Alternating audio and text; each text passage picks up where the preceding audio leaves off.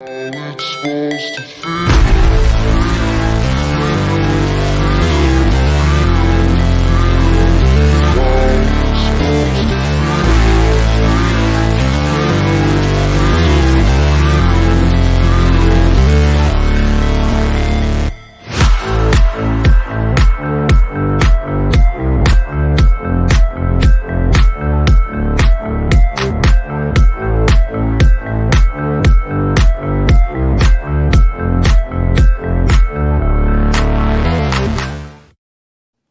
Yo, yo, yo. Welcome to the NS9 post-game show on Pittsburgh Baseball Now. I'm your host, Anthony DiNardo. With me is nobody else because once again, I'm going solo. Tyler's got some things going on himself. Jim is in Atlantic City. He's probably drunk, gambling. I hope he's losing a lot of money. But it's just me tonight. I was unfortunately left with the task of watching this game. Pirates lose 4-2 in extras against the Phillies on Yinzer-Palooza Day. So very fitting. It's for throwing the one somewhere to two. But anyways, regardless, yeah. So the Pirates do lose today. It wasn't a game like last night. I'll put it that way. Last night's game was very, very boring. The last half inning, it got exciting.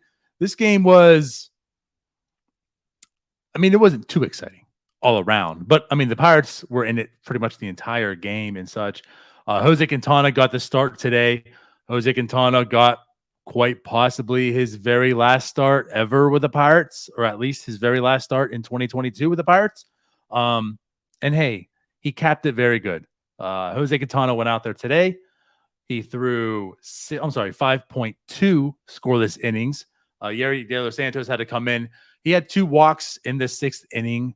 Wasn't looking as sharp. Pirates, I should say Pirates, but Shelton goes and brings in De Los Santos to finish it out. He does. So again, Q ends it 5.2 scoreless, giving up just 4 hits. Again, those 2 walks coming just in the 6th inning and 4 strikeouts. But I got to hand it to Jose Quintana. If this is certainly his last start with the Pirates this year and such, which probably is going to be, to talk about his tenure with the Pirates this year, to wrap it up in that sense, what a success story. This was a very, very cheap signing. I really didn't have a whole lot of faith in it. I really felt that he was probably going to be a bullpen type of pitcher. Get every opportunity in the world to be, in the rotation, obviously, with, of course, this rotation heading into 2022, right? But all to me, just seeing the way his career, the trajectory has gone, again, I didn't have a whole lot of faith in his stuff. Felt like he'd be in the bullpen. But man, oh man, he had a fantastic season so far. I'll put it that way. But so far with the Pirates, of course. And again, he does cap it off today, going scoreless, lowers his ERA on the year to a 3.5, his FIP at a 3.24. So, I couldn't see any reason. Again, like, this is one of the most talked about, especially lefties on the trade market right now. He's very cheap, especially the rest of the season. He's very productive so far. And to me, as well, I don't look at this as I kind of did at the beginning of the season, where some smoke and mirrors. Not that other teams don't see it, but go ahead and trade them. Let's move on. I don't see this lasting. But to be honest with you, this looks legit, and that's why, again, we can certainly debate on whether you trade him or not, whether you look to get him back next year or not, or whatever. But again, I'm for having Q in Pittsburgh long term. There was an article today, more or less stating how he's enjoyed his tenure and he wouldn't mind finishing out the season this year in Pittsburgh. So I foresee the trade happening. They're probably going to, as Charrington says, he loves to say, that line will be crossed. He will get a package that fits what he wants in return for Jose Quintana, and he will be dealt. Certainly Jose Quintana has proven himself to be a commodity to be dealt. So I certainly can see that as mentioned. But again, back to the game. Jose Quintana was pitching very, very effectively. He's been throwing that curveball a lot lately, and certainly did so today as well. Threw it the same percentage as the 4-seamer. So to get her, I think it was 33. Yeah, he threw 83 pitches on the day. 33 were curveballs. 33 was a 4-seamer. He mixed in the sinker and changeup here and there. But again, he was looking very, very sharp again, attacking the bottom of the zone. Very effective. Again, wasn't getting a whole lot of hits. The strikeouts are still there as well.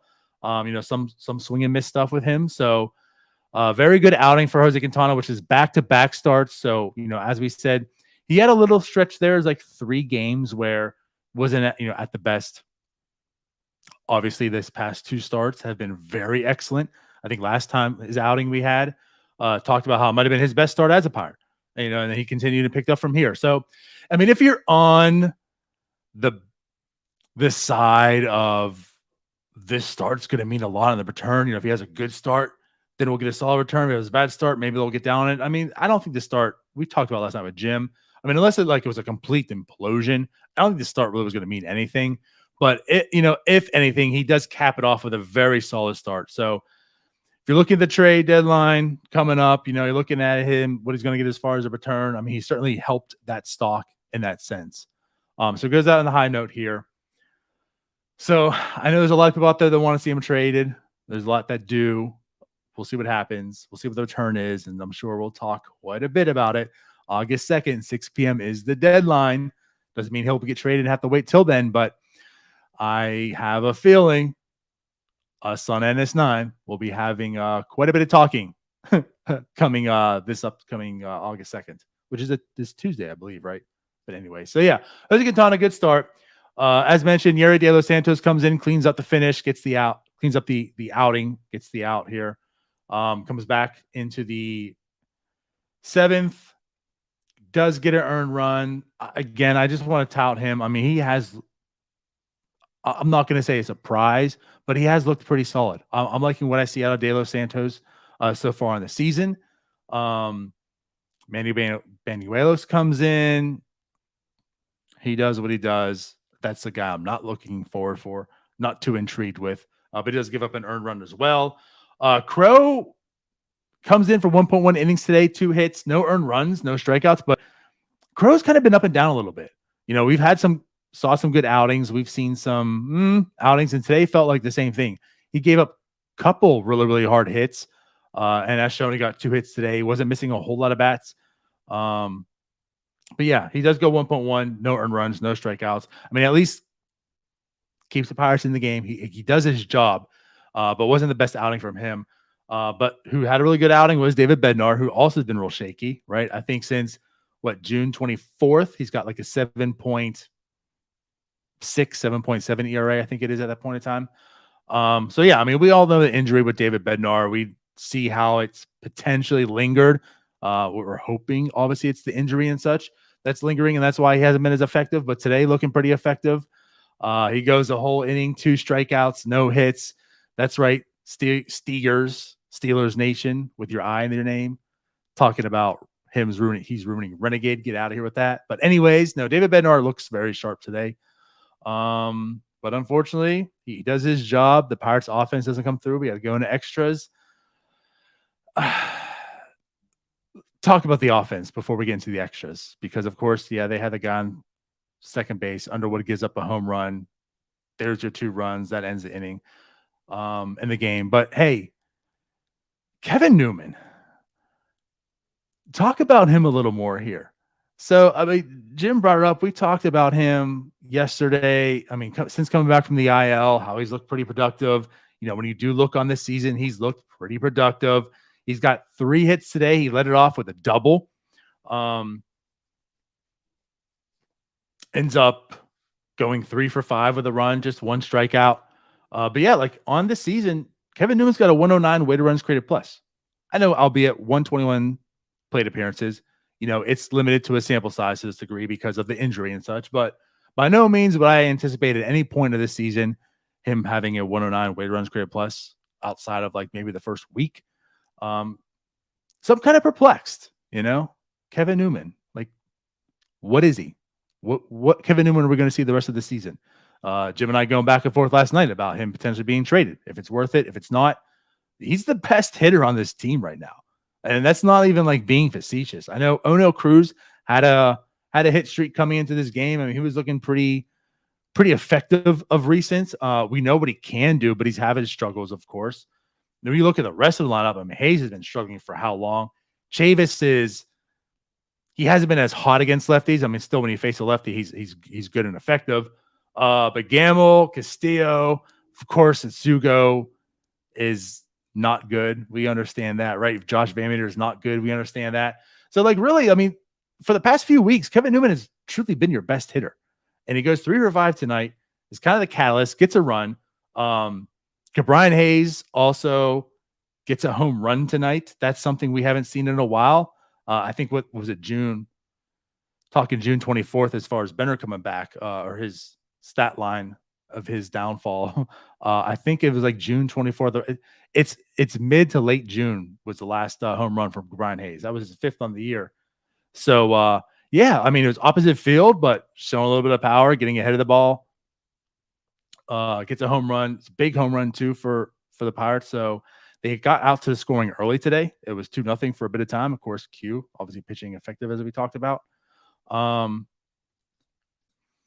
Yeah, as Anthony says, and this, I'm sure it's about Newman. Even if he makes hits, still can't watch his at bats because the swing upsets me. I mean, I get it, and he's been bad for a very long time, and that's why I don't anticipate Kevin Newman being this effective for the rest of the season, most likely. But again, you can't take away he has been the most effective hitter.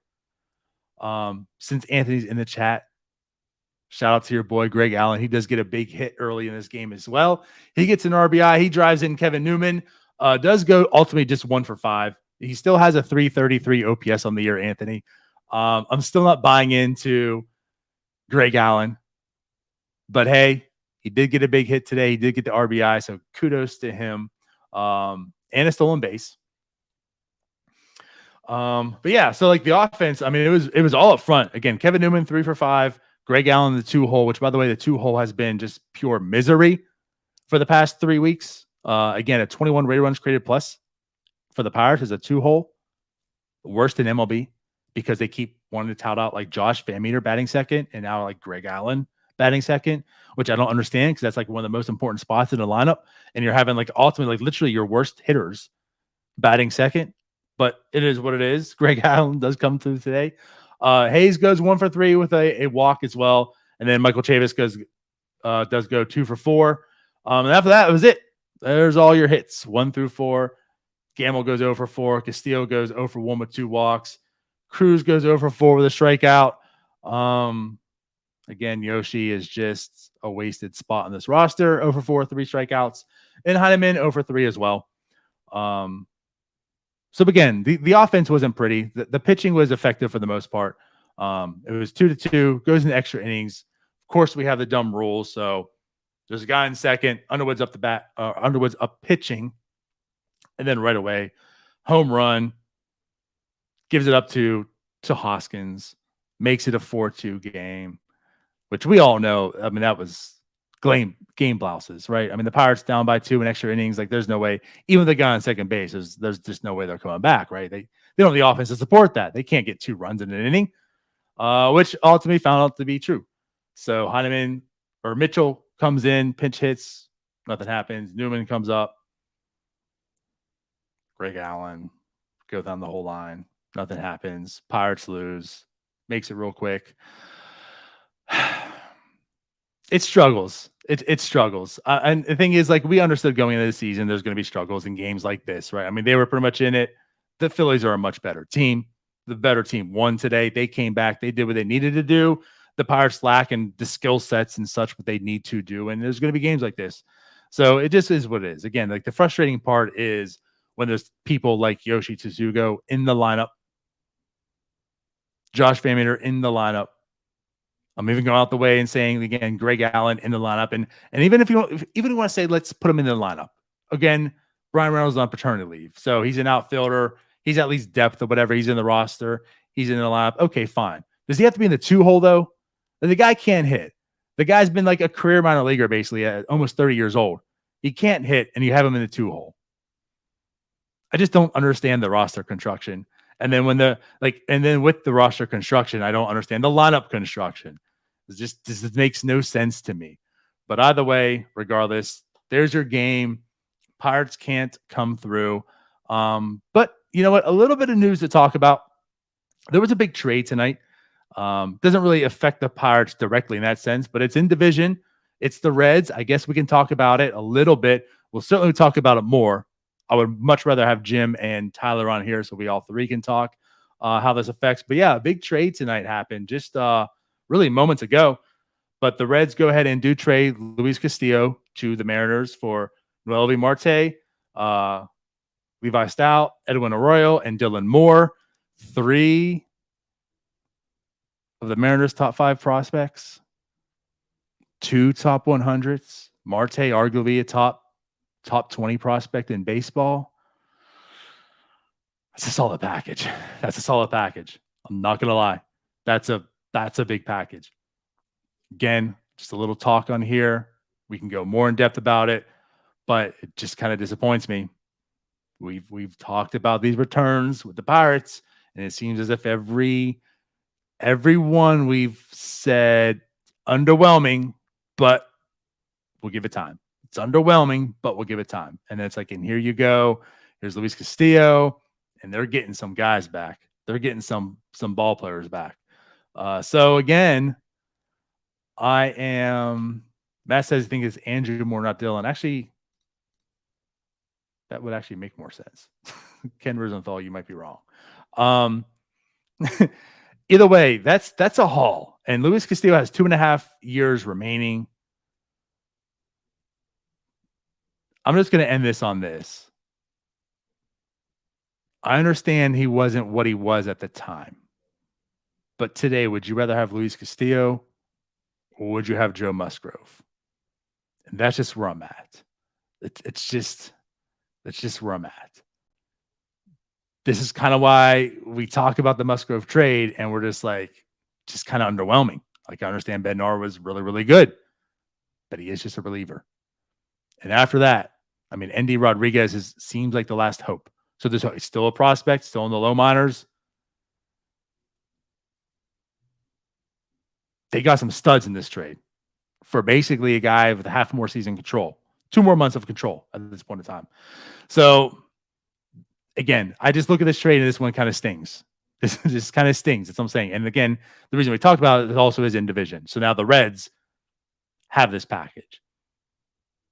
So anyways, big trade. We got a lot of more trades coming, I'm sure. We're going to have a big show, I'm sure, as well, either next Tuesday or Wednesday or whenever we actually have it. Because we know the Pirates are going to make some deals. So I want to say I'm excited because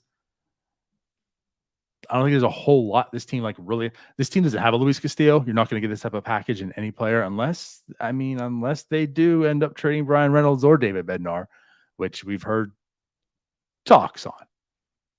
Don't know if it's happening. I doubt it's going to happen. Probably smaller stuff. But anyways, we'll be back tomorrow. Pirates do play, of course, the Phillies again. Same time as tonight. And then again, we'll be back next week as well to talk about these trades that are happening. So if you're still watching, appreciate you guys. Go ahead, like, subscribe, turn on your notifications. We'll see you tomorrow. I believe Tyler will be with us tomorrow as well, just so you know. So with that said, let's get out of here. Bye-bye.